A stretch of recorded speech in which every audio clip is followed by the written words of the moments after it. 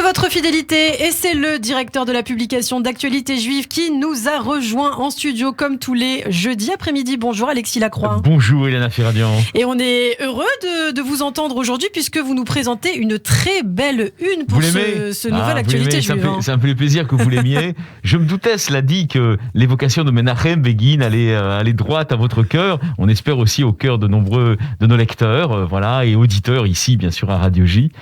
C'est vrai qu'on voulait lui rendre hommage pour les 30 ans de sa disparition. Et au-delà de ça, évidemment, rendre hommage à l'un des piliers, il faut bien dire des choses comme elles sont, de l'État d'Israël. Pourquoi pilier ? Car c'était un homme qui campait sur des principes fermes, un amour du peuple juif, un sionisme qui était plutôt classé à droite, entre guillemets, disons, c'est-à-dire...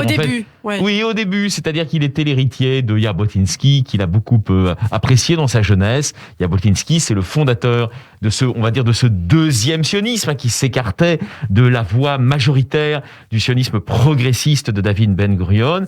Et Jabotinsky a eu une influence considérable sur, on va dire, la matrice idéologique et politique de Menachem Begin. Néanmoins, évidemment, Menachem Begin, il est entré dans l'histoire pour un certain nombre de raisons, et notamment, bien sûr, ce geste considérable qu'il a su accomplir. Je vous vois venir.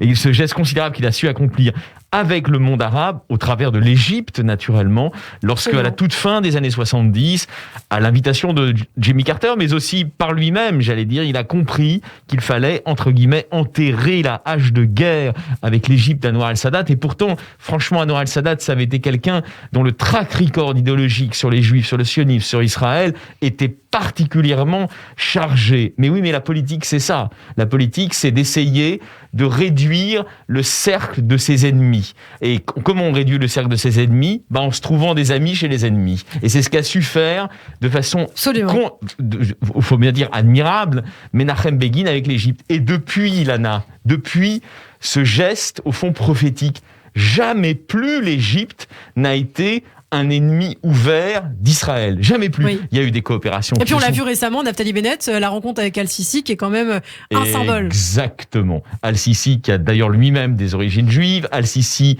qui a participer bien avant les accords d'Abraham, plusieurs années avant les accords d'Abraham, à cette espèce de containment de l'islamisme dans la région par sa politique, et en étroite collaboration, il faut dire les choses encore une fois, avec Israël. Donc vous voyez bien que les accords d'Abraham, qui sont une chose prodigieuse, ont été précédés par un certain nombre d'initiatives, et Menachem Begin est le premier à avoir pris ces initiatives. Dans l'histoire d'Israël, vous savez, les choses sont simples. La gauche a essayé, avec la plus grande sincérité du monde, le plus souvent, de faire la paix, mais c'est la droite qui l'a conclu. Dans la réalité des choses, ce sont les hommes de droite, alors pas des hommes d'extrême droite, bien évidemment, des hommes de droite pragmatiques, libéraux, démocratiques, qui savent le mieux faire la paix à bon entendeur. Salut, alors pour les suivants, vous voyez C'est l'amour d'Israël, le courage politique, la une de cette actualité juive. Alors il y a d'autres sujets, bien d'autres sujets. On parle également de ce livre événement d'Emmanuel Navon que l'on va recevoir d'ailleurs tout à l'heure. Alors Emmanuel Navon, il est passionnant. Pourquoi ? Parce que d'abord, il faut dire les choses comme elles sont, il est israélien, il a fait son alia quand il était jeune homme,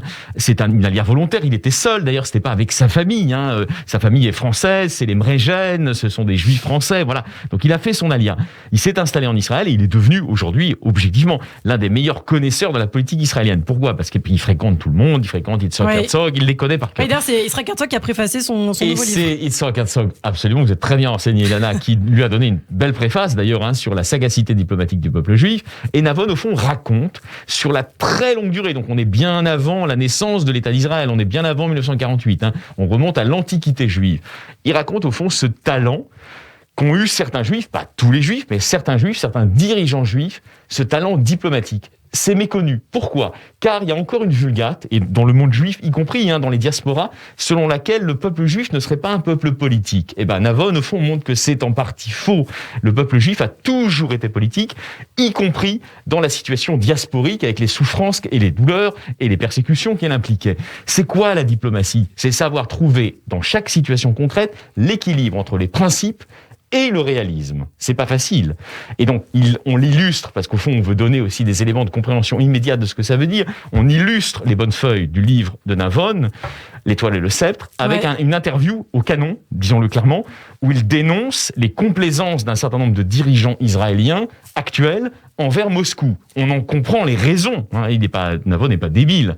Il sait très bien pourquoi Israël ne peut pas être à 100% officiellement derrière Zelensky. Mais à titre personnel, il plaide pour une rupture franche avec Moscou et pour un ancrage définitif, clair et sans embâche, comme on dit, d'Israël dans l'Atlantisme. Et il nous expliquera ça justement tout à l'heure. L'Étoile. J'ai un peu anticipé son interview, mais c'est... Absolument, L'Étoile et les Sceptres aux éditions Hermann. Alors, aussi un mot de cette disparition dans cette actualité juive, vous en parlez forcément, le Rav Kanievski, grand monsieur, le prince de la Torah qui nous a quittés. Très grand monsieur, qui était une voix évidemment très écoutée du monde haredi, mais au-delà. Pourquoi ? Car c'était un intellectuel engagé. D'abord un grand savant, Pascal Zoltan nous le rappelle dans son portrait, mais aussi un intellectuel engagé. Je me souviens, au moment où la vaccination contre les formes du Covid-19 a commencé, avec les vaccins dits ARN messager, Kanievski a été de ceux, avec d'autres rabbinim, qui ont expliqué qu'il fallait absolument y aller. C'est-à-dire, quand on était des sujets, disons, à risque, il fallait absolument y aller et surmonter les obstacles théologiques, entre guillemets, qui pouvaient se poser à la vaccination.